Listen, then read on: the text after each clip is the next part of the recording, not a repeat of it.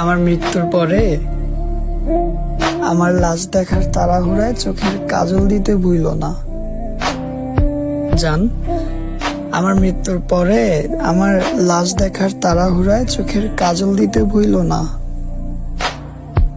মৃত্যুর পরেও আমার আত্মাটা চিৎকার দিয়ে বলবে, আমি মরণের পরে আমার লাশটা দেখতে এলো, বাইচা থাকতে কতটা কষ্টে ছিলাম ওইটা দেখতে এলো না।